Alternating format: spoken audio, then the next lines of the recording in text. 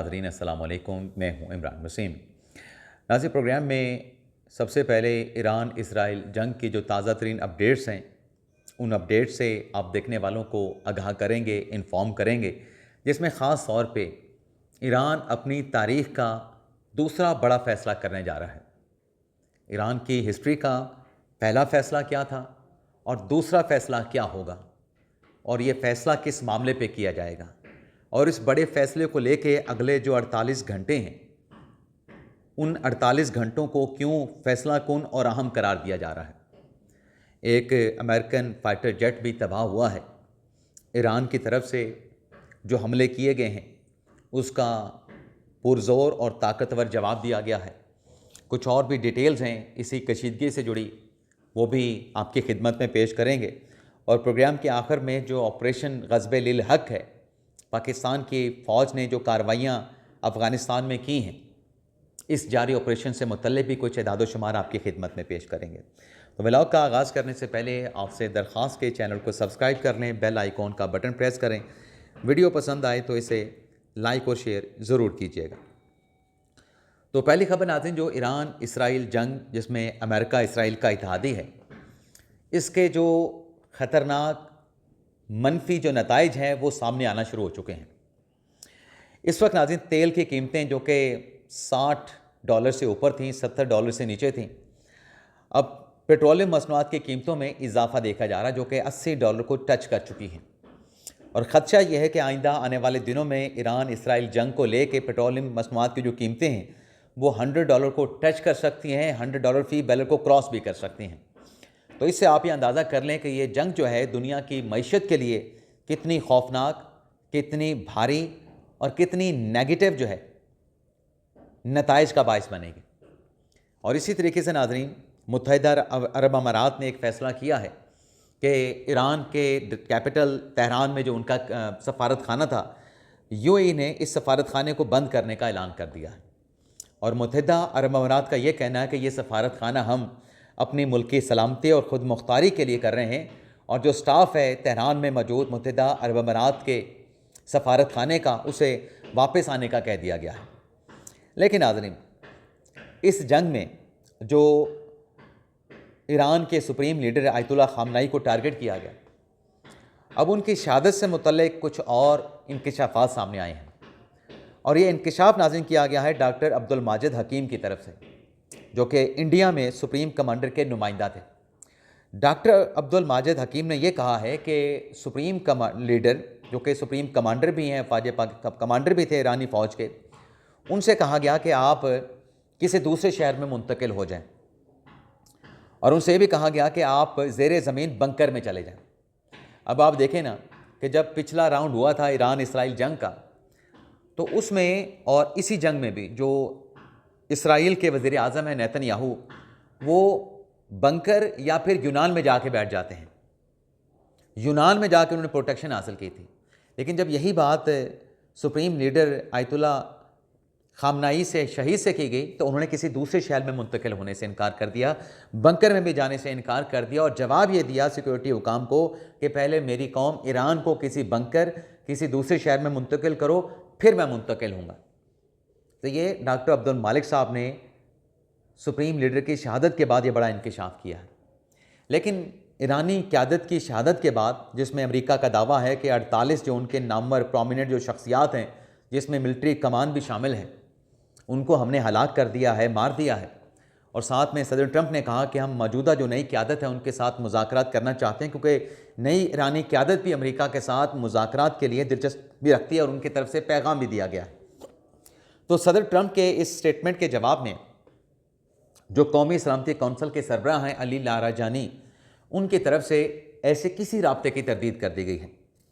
बल्कि अली रिजानी साहब ने कहा है कि अमेरिका के साथ ईरान किसी किस्म के मुज़ाकरात नहीं करेगा, और जो ईरान पे हमला करके जो सुप्रीम लीडर को शहीद किया गया है, ये अमेरिका और इसराइल ने मशरिक़ वुस्ता को इनफरादी अफरा तफरी की तरफ धकेल दिया है। लेकिन जो बदले की बात है कि ईरान की तरफ से कहा गया कि हम इसका बदला लेंगे, तो अली लारेजानी साहब का ये दावा है, यानी ईरान का ये दावा है कि हमने जो स्ट्राइक्स की हैं,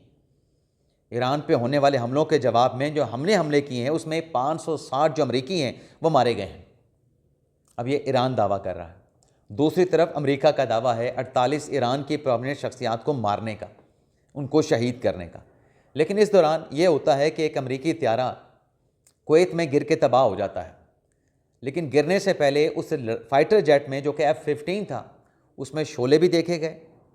और शोले देखे जाने के साथ साथ जो उस लड़ाका फाइटर जेट F-15 का जो पायलट था उसने ख़ुद को इंजेक्ट किया, और इंजेक्ट करने के बाद जब वो नीचे आया है तो वो ख़ुद ज़ख्मी हालत में था, जिसे फौरी तौर पे जो है वो हॉस्पिटल में मुंतकिल कर दिया गया। अब आते हैं नाज़रीन, ईरान क्या करने जा रहा है, अगले 48 घंटे क्यों अहम करार दिए जा रहे हैं। तो इसमें नाज़रीन, बल्कि ईरान ने जो कार्रवाइयाँ की हैं उन कार्रवाइयों से मुतल्लिक़ भी कुछ और डिटेल आगे चल के मैं आपकी खिदमत में पेश करूँगा, लेकिन यहाँ पे बात कर लें कि ईरान अपनी हिस्ट्री का कौन सा दूसरा बड़ा फ़ैसला करने जा रहा है। नाज़रीन, शाह ईरान के ख़िलाफ़ जब इनकलाब आया तो आयतुल्लाह ख़ुमैनी ने उसको लीड किया, उसकी क़यादत की। लेकिन आयतुल्लाह ख़ुमैनी अपनी अलालत के बाद जब 1989 में इस दुनिया से पर्दा फरमा गए, रुखसत हो गए, तो उसके बाद जो ईरान में मजलिस ख़बरगान बनी हुई है जो कि नए सुप्रीम लीडर का इंतखाब करती है, उस मजलिस ने पहली मरतबा आयतुल्लाह ख़ुमैनी के इंतकाल के बाद जो है वो सुप्रीम लीडर का इंतखाब किया, और वो सुप्रीम लीडर कोई और नहीं आयतुल्लाह ख़ामनेई थे। अब इस मजलिस में, जिसे मजलिस ख़बरगान का नाम दिया जाता है, इसमें मजमूई तौर पे 88 अरकान होते हैं, और इसमें हर मुंतखब होने वाला जो रुकन है वो 8 साल के लिए मुंतखब होता है। यानी ये जो मजलिस बनी है सुप्रीम लीडर के इंतखाब के लिए, ईरान के कॉन्स्टिट्यूशन के मुताबिक इसने सिर्फ एक मरतबा सुप्रीम लीडर का इंतखाब किया है, और वो 1989 में। और अब ये दूसरी मरतबा ईरान के सुप्रीम लीडर यानी रहबर आला का इंतखाब करने जा रही है, और ईरान के कॉन्स्टिट्यूशन के मुताबिक जो सुप्रीम लीडर है, मुल्की मामलात में जो आखिरी फ़ैसला है वो सुप्रीम लीडर का होता है, जिसे अथॉरिटी माना जाता है। और ईरान के जो मिनिस्टर हैं, मिनिस्टर ख़ारजा, वज़ीर ख़ारजा अब्बास इराक़ची, उनकी तरफ से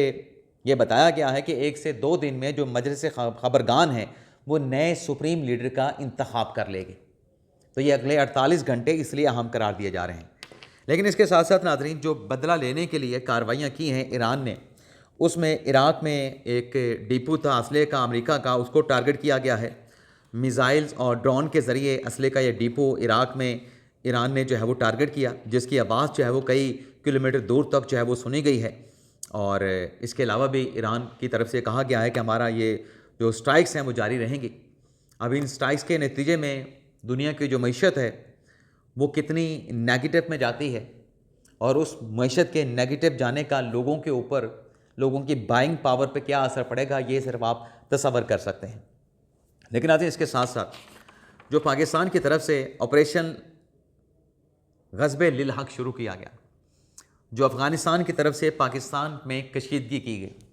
जो अफ़गानिस्तान की सॉइल मुसलसल पाकिस्तान के ख़िलाफ़ इस्तेमाल हो रही है, और पाकिस्तान ये मुतालबा अफ़गानिस्तान से करता रहा कि अपनी सरज़मीन को हमारे ख़िलाफ़ इस्तेमाल ना होने दें। लेकिन पाकिस्तान के इस मुतालबे, पाकिस्तान के इस दरख्वास्त को ईरान तालिबान हुकूमत की तरफ से कभी संजीदा नहीं लिया गया, और पाकिस्तान ने बार बार कहा कि हमारा सब्र का पैमाना लबरेज़ हो जाएगा, और सब्र का पैमाना पाकिस्तान का लबरेज़ हुआ जब इस्लामाबाद में इमाम बारगाह को टारगेट किया गया, जब इस्लामाबाद में जुडिशल कॉम्प्लेक्स को टारगेट किया गया, जब बन्नू में, बाजोड़ में सिक्योरिटी फोर्सेस को टारगेट किया गया।